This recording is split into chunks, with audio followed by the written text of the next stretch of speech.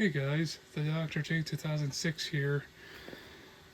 It's time I do an in-depth video of my ultra rare BRK smoke detector. Yep, it has been sitting in this box for quite a while now. In fact, it's pretty much the only place where I've put it since the last year or two. And I do take it out of the box every once in a while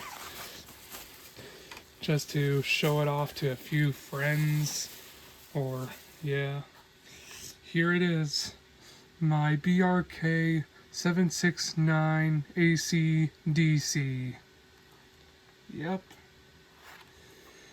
here it is in all its glory, taken off the wall from the old house and in my hands here in Ohio. It came from Washington all the way here in Ohio. Yep. So let me go get this plugged in.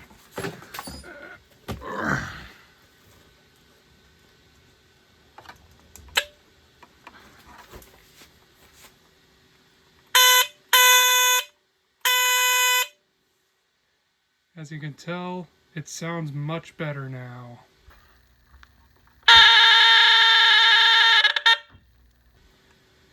Let me take off the cover so that you can see what's inside.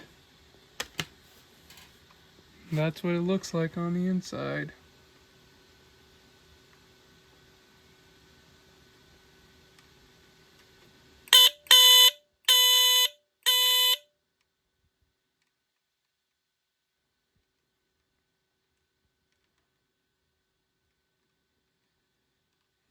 Okay. And many of you may be wondering, where is the battery? It's supposed to be right here, but I'm pretty sure this is the story of where the battery went. This thing was probably chirping, and they decided to remove the battery and throw it away. So this thing has to run on AC power in order for it to run. So, or either they didn't even bother putting in the battery. Who knows? Because this thing is pretty old, and most units I have seen, similar units of these, come with batteries. And I heard they're rated at 11.2 volts. And right here, it says it takes a Mallory battery type TR431. And based on what I've done on research, is that this is positive and this is negative from battery terminals. So I'm going to hook it up to my DC power supply in order to power it at the right voltage. Darn it, I forgot to film the chirp it does when it's unplugged. Well, right now it's plugged in, letting it charge up for a bit. Might as well get my DC power supply ready here.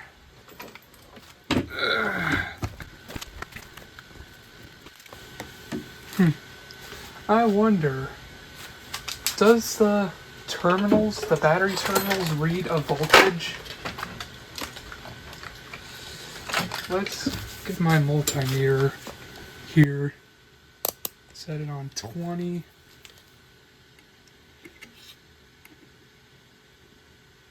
Nothing. It's like it's completely isolated. Oh. It's reading something.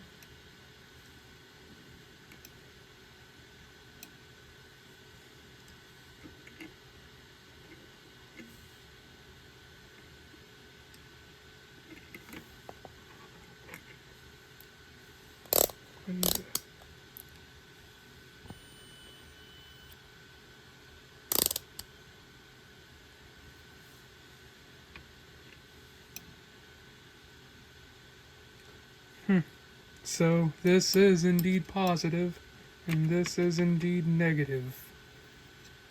So let's 3.7 volts? That seems unnatural.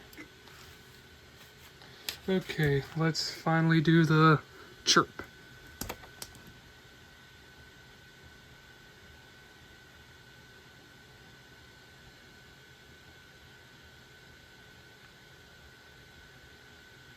I guess no chirp.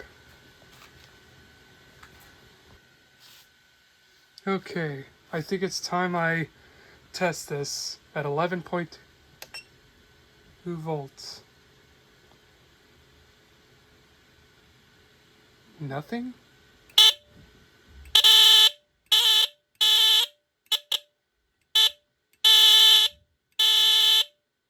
Sounds louder this time. Hmm.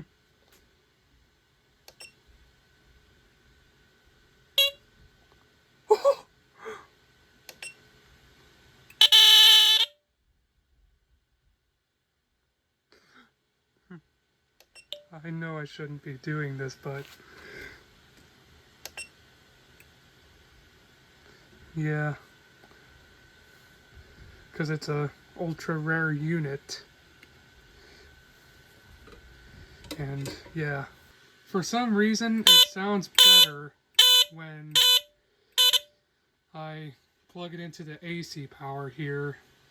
And this thing has been plugged in for so many years, probably decades at this point, because this thing is like made since like the 70s or 80s. And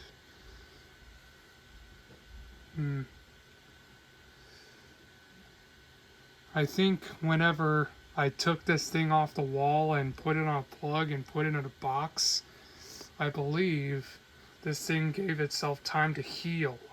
Therefore, it sounds better than it did before. So now let's do a fire test. Okay, I got this lighter here. Not gonna do it that much.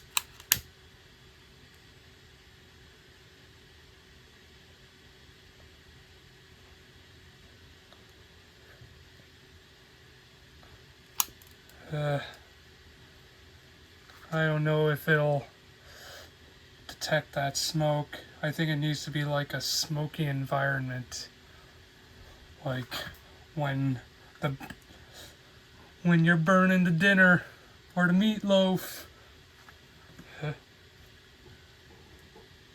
Oh my goodness. I did not realize that this lighter got flattened. Probably dangerous.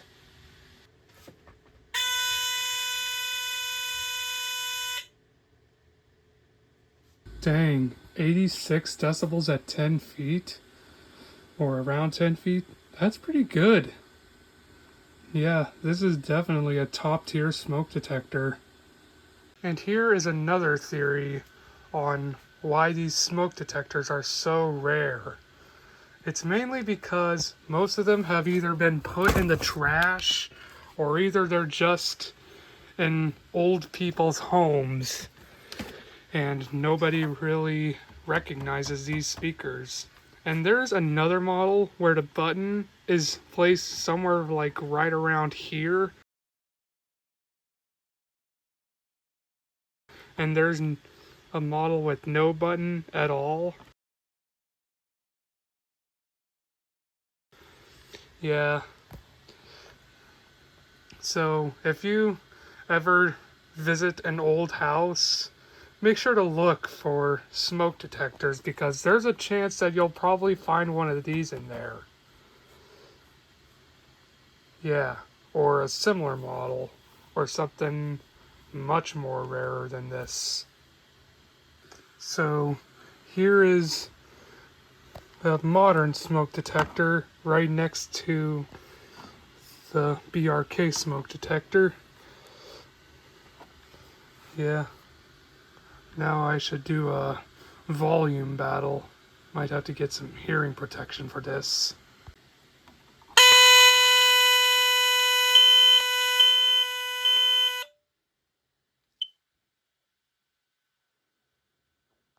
And that should be it. Thanks for watching, and I'll see you later. Bye. I hate smoke. It's disgusting. It gives me a headache. So whenever I see it or smell it, I make this noise to warn you. So whenever I see it or smell it, I make this noise to warn you.